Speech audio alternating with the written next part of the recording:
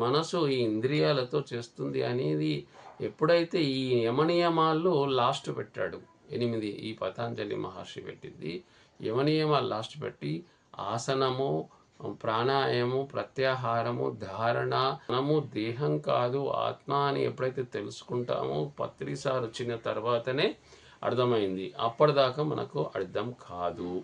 లేదు అంటే ఈ శరీరమే నేను, మనసునే నేను, మరి బుద్ధినే మనము ఈ చంచలమైన మనసు మనము నిశ్చలం చేసుకోవడం మనం అలవాటు చేసుకోవాలి. ఫస్ట్ స్టార్టింగు ఎప్పుడైతే నిశ్చలంగా ఉంటామో అప్పుడు మనము ఆ నిర్మలంగా ఉన్నప్పుడు మనం వర్తమానంలోకి వస్తాం. భవిష్యత్తు కూడా ఎక్కువ ఆలోచిస్తుంటాం. ఆ భవిష్యత్తు వచ్చినప్పుడు భయం ఉంటుంది. మరి చెడు కావచ్చు మంచి కావచ్చు అంటే ఎందుకంటే శరీరం మనం అందరం అనుకుంటున్నాం శరీరం ఏమి చెయ్యదు, అన్ని మనసే చేస్తుంది. అయితే ఇక్కడ శరీరం అనేది ఒక జడం మాత్రమే. అంటే శరీరం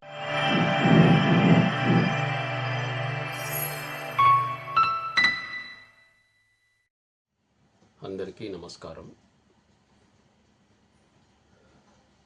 మరియు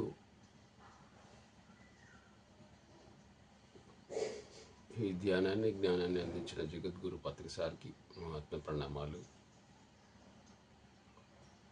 మరియు ఈ వీడియోను వింటున్న ఆత్మ బంధువులందరికీ కూడా నా ఆత్మ ప్రణామాలు. నా పేరు నరసింహరావు, పెద్దంబరపేట. నేను ఈ జీవిత ప్రయాణం నా ఆత్మ ప్రయాణం ఎందుకంటే అందరికీ చెప్పాలని నేను ఇక 15 నుంచి 20 నిమిషాల వరకు ఈ వీడియో రికార్డ్ చేసి మేము యూట్యూబ్లో పెడుతున్నాం. ఇప్పటి వరకు ఒక 60 వరకు పెట్టాము. అయితే ఇవి ఎందుకంటే ప్రతి ఒక్కరికి కూడా మీకు వీలున్న టైంలో చూడండి ఖచ్చితంగా. ఇంకోటి లైక్ చేయండి, సబ్స్క్రైబ్ చేయండి. ఇది మీకు చాలా ఉపయోగపడుతుంది. మీరు యూట్యూబ్లో ఏవి చూస్తారో కానీ ఇది మీకు చాలా ఉపయోగపడుతుంది. ఎందుకంటే నేను నీ అనుభవపూర్వకంగా నేను ఒక 7 సంవత్సరాల నుంచి ఈ పిఎస్ఎస్ఎం ట్రస్ట్లో పత్రిసార్ మార్గంలో నేను ఈ 7 సంవత్సరాల నుంచి ఇక్కడ వెళుతుంది కాబట్టి అయితే రోజొక 15 నుంచి 20 నిమిషాలు మనం ఆల్రెడీ ఆధ్యాత్మిక శాస్త్రానికి సంబంధించింది.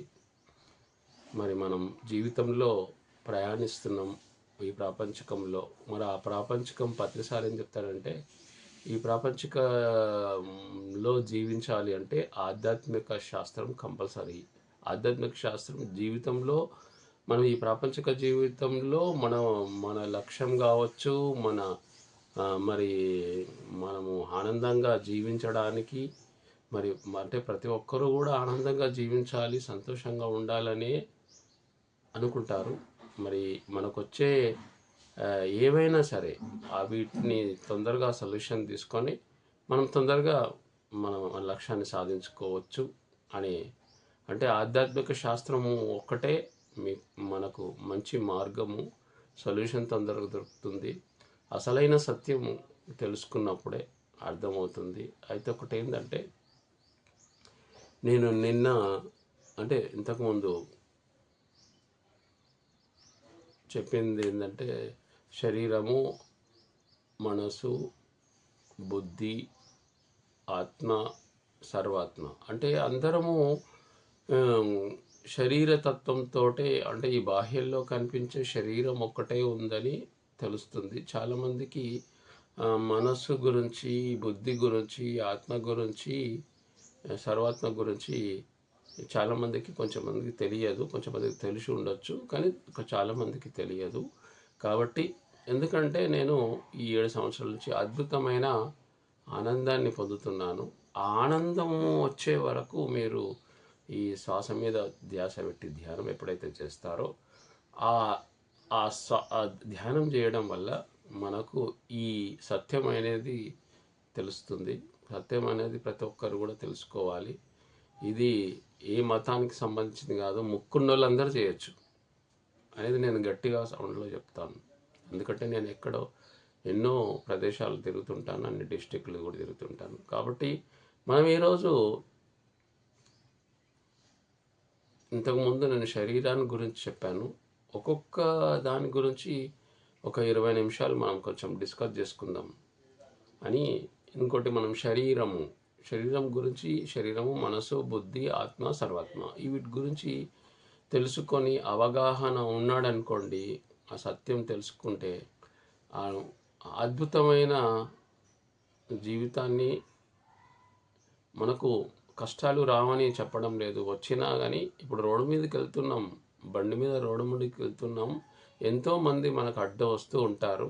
ఆ అడ్డొచ్చిన వాళ్ళకు కూడా మనం దారిచ్చి మన దారిలో మనం వెళ్ళిపోతాము అనేది నేను చెప్పే విషయం. కాబట్టి శరీరము, మనసు, బుద్ధి, ఆత్మ, సర్వాత్మ, ఈ మనస్సు మరి మనకు అన్ని పనులు చేయించేది ఆ మనసుతోటే.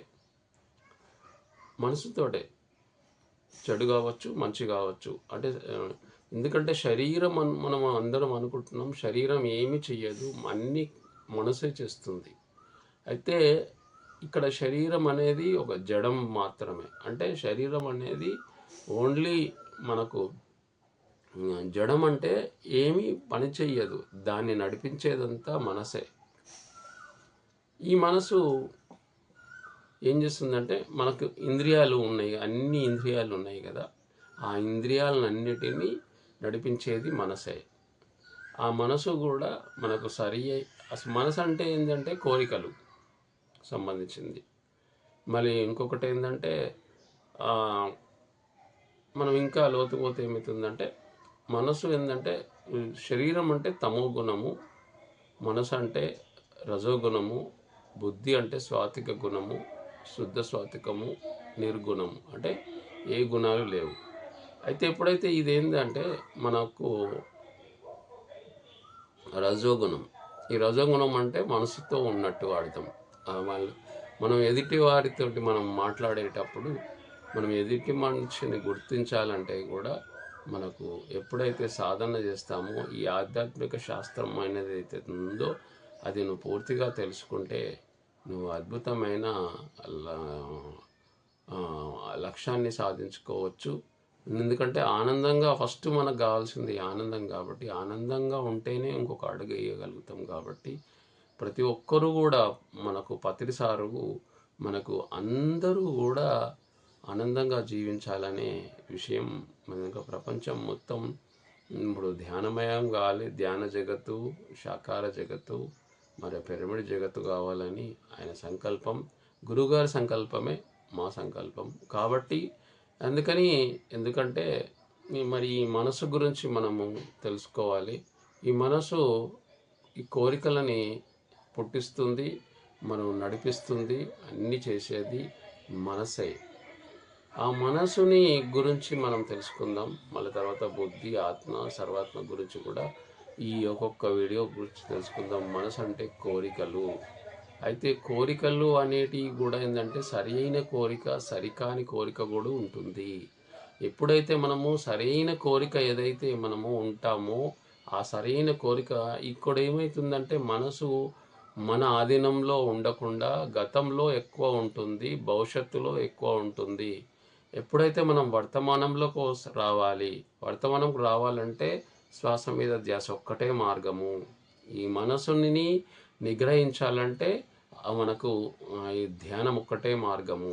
ఈ మనసుని మనం వర్తమానంలోకి తీసుకొని మన ఆధీనంలో ఉంచుకోవడం, లేదంటే గతము ఆలోచిస్తూ ఉంటుంది. ఆ గతం ఆలోచించడం వల్ల మనకు ఎన్నో పనికొచ్చేటివి కాకుండా పనికి రానివే ఎక్కువ ఉంటాయి. ఎప్పుడైతే నువ్వు ఎప్పుడు వర్తమానంలో ప్రజెంట్లో ఉండాలి. ఎప్పుడైతే ప్రజెంట్గా ఉండాలి అంటే శ్వాస మీద ధ్యాస పెట్టాల్సిందే ఖచ్చితంగా. అయితే ఎప్పుడైతే మనకు ఈ న్యాచురల్గా నడుస్తున్న ఈ శ్వాసను, మరి ఈ శ్వాస మీద ధ్యాస ఎప్పుడైతే పెడతామో మనము వర్తమానంలో ఉంటాము. శ్వాసను గమనించండి. అందుకని పత్రిసారిని శ్వాసే నీ గురువు అన్నాడు.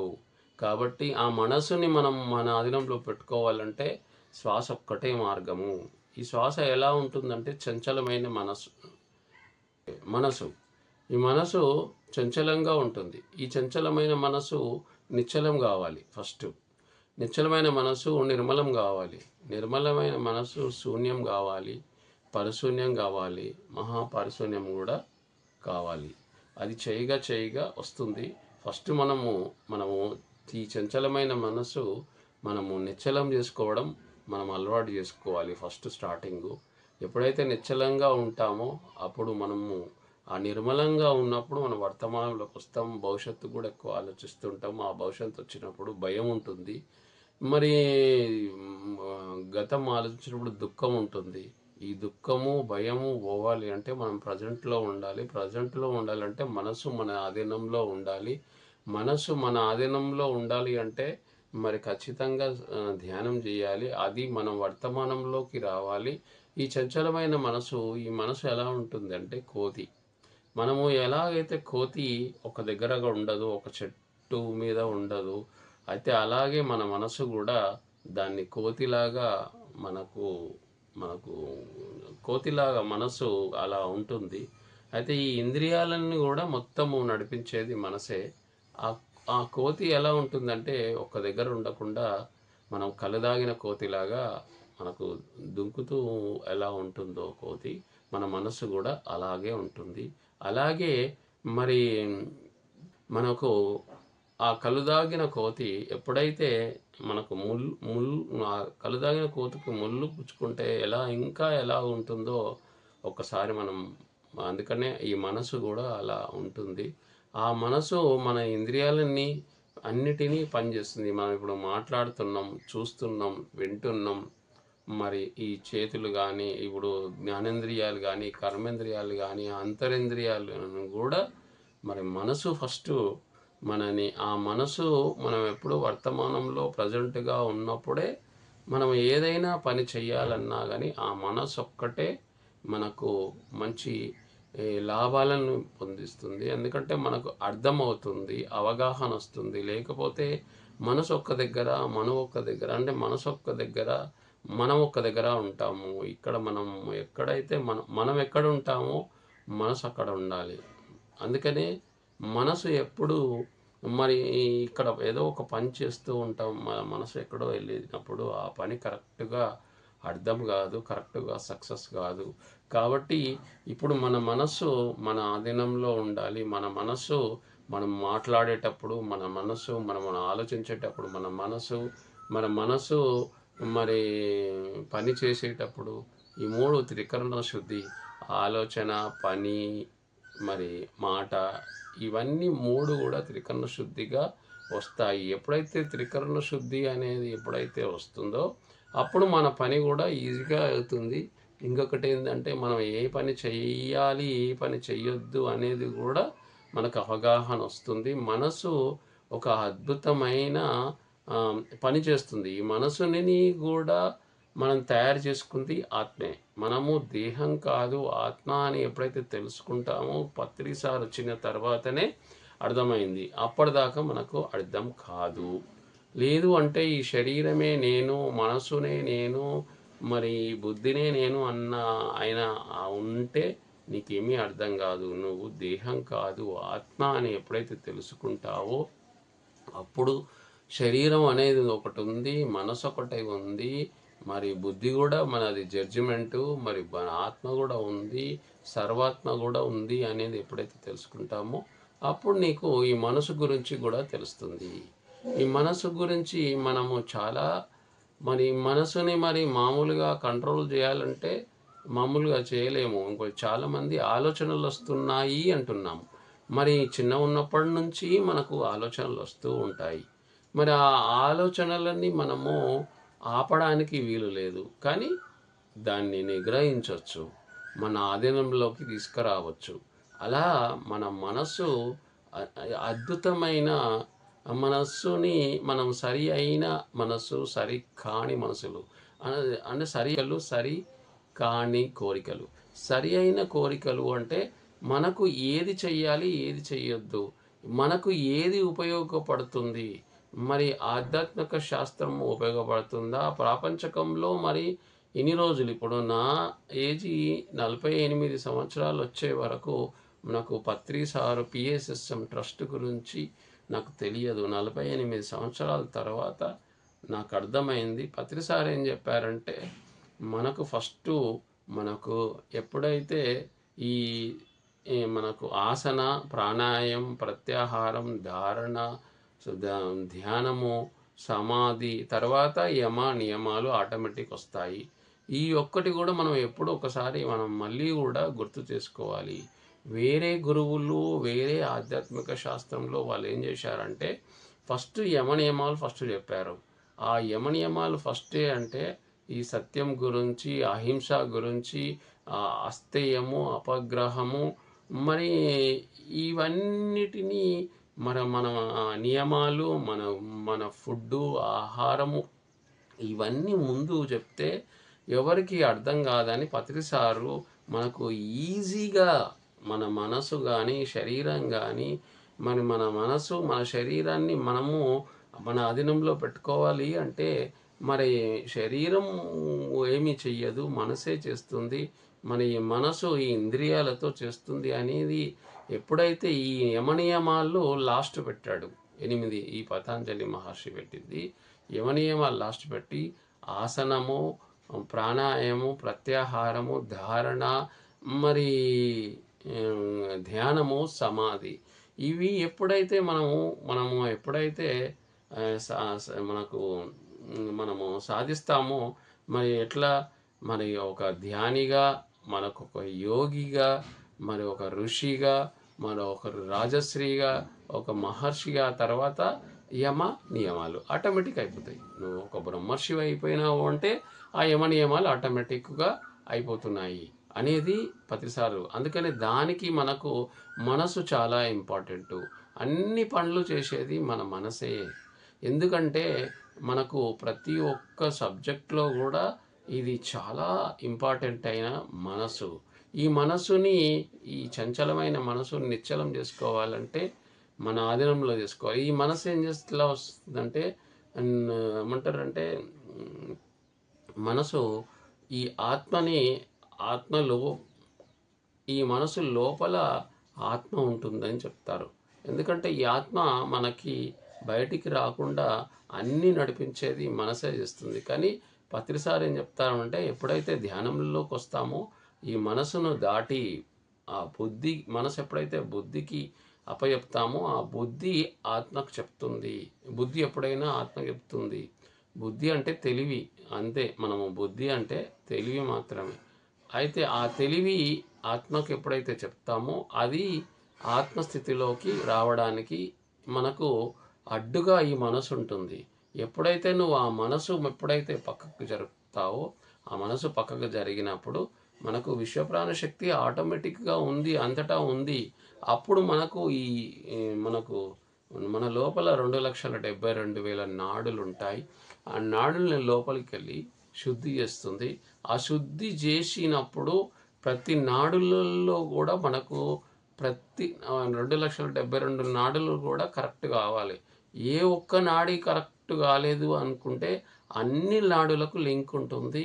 కాబట్టి ప్రతి ఒక్కటి మరి సీరియస్గా మన మనసు కంప్లీట్గా లేకుండా మనము చేయడానికి మనకు ఎందుకు చేయమంటున్నాడంటే అప్పుడైతే మనసు లేకుండా ఉంటామో అప్పుడు మనకు ఈ విశ్వప్రాణ శక్తి వస్తుంది. ఆ విశ్వప్రాణ శక్తి వచ్చి మన లోపల ఉంది, అంతటా ఆల్రెడీ ఉంది. దాన్ని మనం తీసుకోవడం లేదు. అంటే ఏది చేస్తే తీసుకుంటామో అనేది అవగాహన లేదు చాలామందికి. కొంచెమందికి ఉండొచ్చు, కొంచెమందికి లేదు. అంటే లేనివారు మాత్రం ఆ అవగాహనతో మనం శ్వాస మీద ధ్యాస పెట్టండి. అద్భుతమైన మీకు వర్తమానంలో ప్రజెంట్గా ఉండడానికి మనకు మంచి అవకాశము. ఎప్పుడైతే మనకు 2,72,000 నాడులు ఉన్నాయో ఆ నాడులన్నిటినీ సెట్ కావాలి. ఈ సెట్ అయ్యేటప్పుడు మనకు కొత్త కొత్త అనుభవాలు కూడా వస్తాయి. కొత్తగా మనము ధ్యానంలోకి వచ్చేవారు మరి ఈ మనసు ఎప్పుడైతే మనకు నిగ్రహంగా మనకు ప్రజెంట్గా వచ్చేటప్పుడు కొత్త కొత్త మన శరీరంలో కొత్త కొత్త అనుభవాలు, కొత్త కొత్త మనకు అవగాహన అవి వస్తూ ఉంటాయి. అవి వచ్చినట్టు కూడా మీకేమీ ఇబ్బంది కాదు. అవన్నిటినీ కూడా గమనించండి. ఎప్పుడైతే శ్వాసను గమనించాలి. ఈ శ్వాసను ఎందుకంటే శ్వాసకు మనసుకు మనకు 2 లింకులు ఉంది. ఎప్పుడైతే ఈ భూమి మీదకి ఎప్పుడైతే కాలు పెడతామో పుట్టినప్పుడు ఈ మనకు ఫస్టు తయారైతుంది. ఎప్పుడైతే ఎప్పుడైతే ఆ చిన్న పిల్లవాడు ఎప్పుడైతే ఏడవకుంటే ఒక దెబ్బ కొట్టి ఏడిపిస్తావో అప్పుడు మనసు స్టార్ట్ అవుతుంది. ఆ మనసు నుంచి మనకు శ్వాస స్టార్ట్ అవుతుంది. అందుకనే శ్వాసకు మనసుకు లింకు ఉంది. ఆ తర్వాత లాస్ట్కు ఈ శరీరం వెళ్ళిపోయేటప్పుడు ఈ మనసు పోతుంది, ఆ శ్వాస పోతుంది. కాబట్టి దీనికి మనకు మంచి అవకాశం మనము కాబట్టి మనం ఈ అద్భుతమైన ఈ మనసుని వర్తమానంలో పెట్టుకోవాలి. అన్నీ నడిపించేది మనసే. అన్నీ నడిపించేది మనసే. అయితే ఏమవుతుందంటే ఆత్మ యాక్చువల్ ఏంటంటే మెయిన్ మనకు ఆత్మనే అన్నిటికీ తయారు చేసుకుంది. శరీరం తయారు చేసుకుంది, మనసు తయారు చేసుకుంది, బుద్ధిని తయారు చేసుకుంది, అంటే తెలివిని బుద్ధిని తయారు చేసుకుంది. ఈ మూడింటితోటి ఆత్మకు మనం ఎప్పుడైతే మనం ఆత్మకు కనెక్ట్ అవుతామో ఆత్మ మనకు మనకు మంచి గైడెన్గా మనం ఆత్మస్థితిలోకి రావడానికి ఇవన్నీ దాటాలి. మనకు శరీరము అని ఇదొక జడమని తెలుసుకోవాలి. అసలైంది మనసు అని చెప్పి అన్నీ చేసేది మనసే కాబట్టి ఈ మనసుని కూడా దాటాలి. మనసుని ఎప్పుడైతే దాటుతామో ఈ మనసు శరీరం సైడు పంపించద్దు. ఎప్పుడైతే మన మనసు శరీరం సైడ్ పంపించినప్పుడు మనకు ఇది కానా పీనా సోనా ఇదొక్కటే అర్థమవుతుంది, వేరేది అర్థం కాదు, ఇంకా ఏది లేదు. నేను ఒకటి మనసు ఏమవుతుందంటే ఇటు కాకుండా బుద్ధికి పంపించాలి, తెలివికి పంపించాలి. అందుకని ఇంకొకటి ఏంటంటే ప్రతిసారి చెప్తాను ఏంటంటే మనము ఎన్నో జన్మల నుంచి వచ్చాము. ఈ మానవ జన్మ ఫస్ట్ వచ్చినప్పుడు ఈ ఈ శరీర తత్వంలో ఉంటాము. ఆ తర్వాత మనసు తత్వంకి వస్తాము. ఈ ఎందుకంటే ఇది రజగుణం కాబట్టి మనకు ఎగ్జాంపుల్గా రావణాసురుడు, మహాభారతంలో దుర్యోధనుడు కోరికలు. మరి ఈ కోరికలు ఎలా ఉంటాయంటే ఈ మనసులో ఏంటంటే నేను రాజును, నేను చెప్పినట్టే వినాలి, నేను చెప్పిందే కరెక్టు, ఎవరు కూడా నేను చెప్పింది దాటవద్దు అని చెప్పి మూర్ఖంగా ఆ మనసు అనేది మాట్లాడుతుంది. మా మనసు ఎప్పుడైతే ఆ బుద్ధికి పంపిస్తుందో ఆ బుద్ధి ఆత్మకు పంపిస్తుంది. అంతే బుద్ధి మాత్రం జడ్జిమెంట్ అనేది విషయం తెలుసుకోవాలి. ఇంకా మనము తెలుసుకుందాము మనసు గురించి.